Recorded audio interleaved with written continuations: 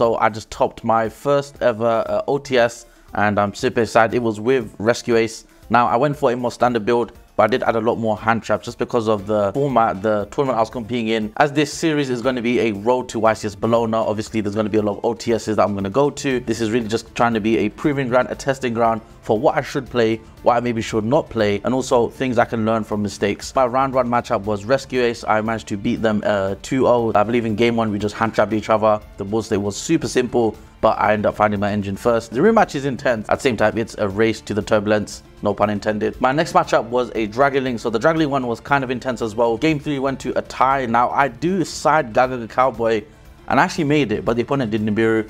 And so I did on a subpar board. And then I believe just went to a tie just because of the time rules. I did have the outs to Scarlight on my field. And then round 3, I played against Tournaments.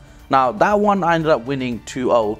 Game 2, just really quickly, they did Destrudo. They halved their life points. Turn players take long on their turns. I mean, you've seen it, guys. There was someone who got like a warning or something, or a game loss because of that at a YCS live stream. My round 4 opponent was Runic Sprite. So this one is quite interesting. I remember one specific game state where I was able to do, they nibbed my board, but I had a preventer in hand, special preventer, used the token and the preventer, summoned a Heat of the Fire Charmer. After summoning Heat of the Fire Charmer, I stole the Sprite card from the graveyard, used those two for a Sunlight Wolf, and I believe I had the original Sinful Spoils face down. So I sent my field spell to the graveyard, summoned a Hydrant under Sunlight Wolf. Sunlight Wolf added back the Turbulence, and I set 4. So that was quite crazy. Again, that was after being near. Round 5 was Unchained, and unfortunately I could not get first place. I believe game 1, they went first. They set up a Caesar with the Link 2 that links with your stuff. Could not equalize the board through things like TY-PHON, just could not do it. And then game 2 was super unfortunate. I bricked. I drew DD Crow twice. Drawn a Lockwood, which I thought I sided out. I must have sided out only 2 of them and forgot the third one. Then I had a Emergency and Rescue.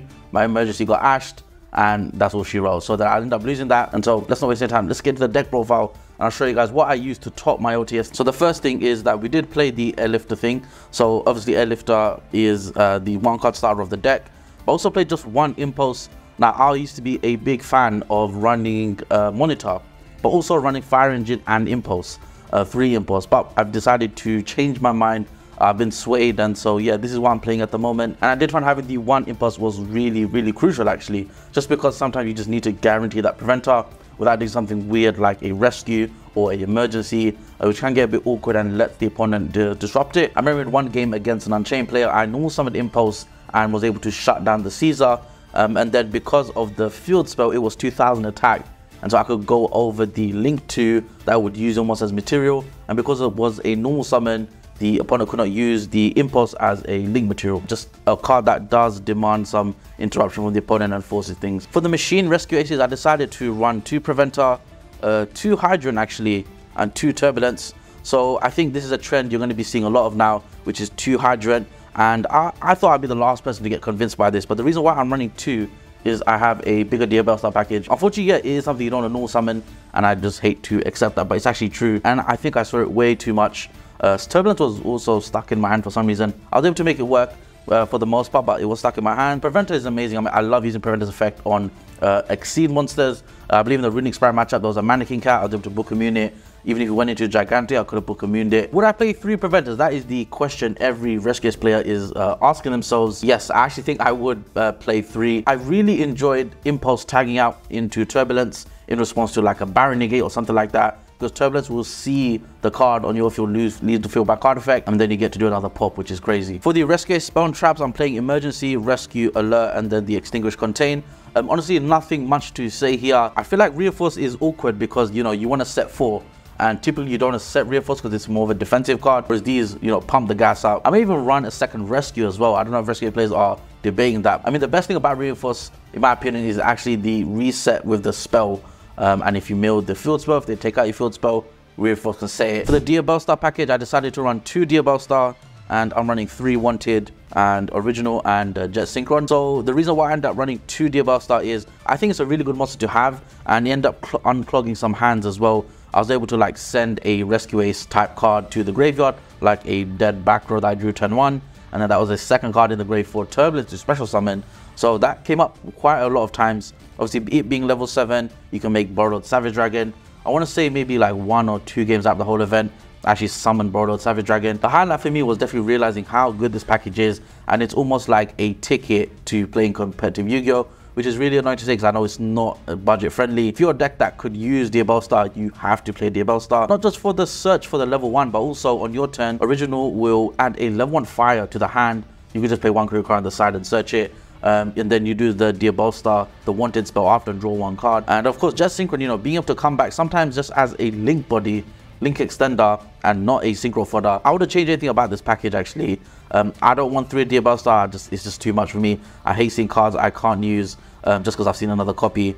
So yeah, really enjoyed this package. There's a world where I might play the trap, or I might play the snake eye removal spell, and I think that is pretty good because for the most part, players will let Diabell Star resolve, assuming it's going to be Original that you set down, and I think that's quite funny if you're able to catch people off with that. These ratios are going to be quite strange, and I think last minute decisions meant that these look quite strange.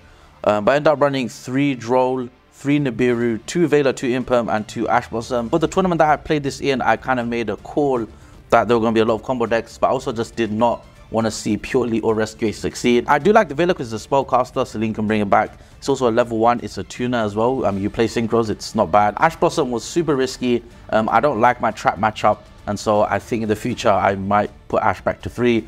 I was really nervous keeping it at 2 instead. And Nibiru was actually quite good. Nibiru obviously can hurt a lot of decks in the game right now. For the combo decks, that's kind of where I assumed Droll would help me out. What I would change is cutting this down. I think this is way too many, and I sometimes drew 3 hand traps in my hand. It's fine if you have the 1 card combo, but that wasn't always the case. And like I said, round 5, game 2 against the opponent that I could have got first place from, if I beat them, I drew like 3 hand traps, and that was just pointless. And lastly, to round off the deck is triple tactics talent. Hand traps are running rampant. 1 prosperity and 2 Kashtira Fenrir. Again, the prosperity was there because I was so nervous about my non-engine. I think there's too many hand traps in the game right now, and going second, and people say rescuers don't use monster effects, but they do. They have Preventer, they have Impulse, they have SP. You know, every deck is summoning SP, so in my opinion, I think triple tactics is pretty solid. In theory, Fenrir is amazing because the Diabell Star discard can be the Fenrir you search, but I also find myself not searching with Fenrir because I didn't want to play to draw on Lockbird.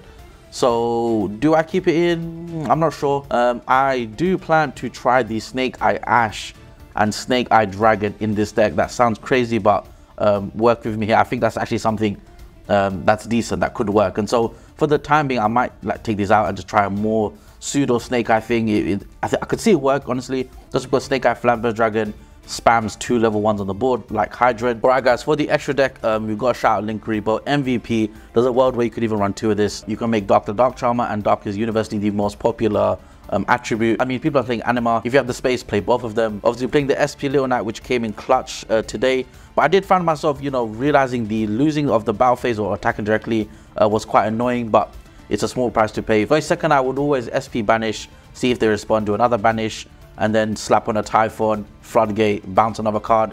That interaction is just so cool. And play the IP, which I didn't really go into too much. If I was to go into some sort of link combo, like big combo, it would always be Puzzlemino and Abyss Dweller. Speaking of Puzzlemino and Abyss Dweller, we did play that.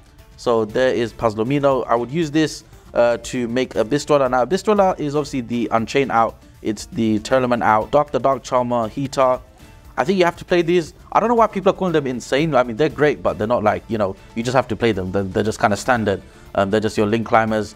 In a weird world, you're going to crash Heater, search Impulse, search Hydra. Dark doesn't really have any targets because Diabell Star's defense, I think, is higher than 15. I found Salamangreat Sunlight Wolf to actually be MVP.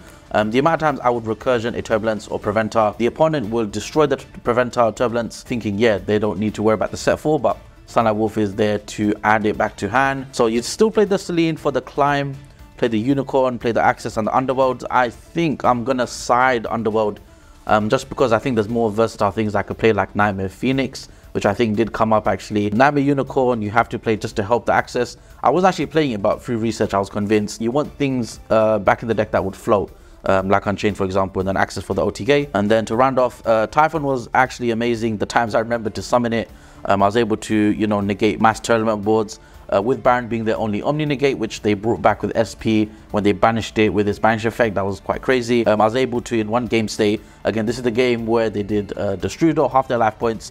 I was able to summon TY-PHON against like a full board, Baron being their only 3k or higher. But at the same time, they could not out this monster because Baron was the highest attack. But I did contain on the Baron, and so they were stuck in the battle phase doing nothing, and I won. So that was really cool. The Star Slayer's bounce effect is amazing. It doesn't target. So my side deck was a little bit of a mess, I'm not gonna lie guys, but I ended up playing Dark Ruler.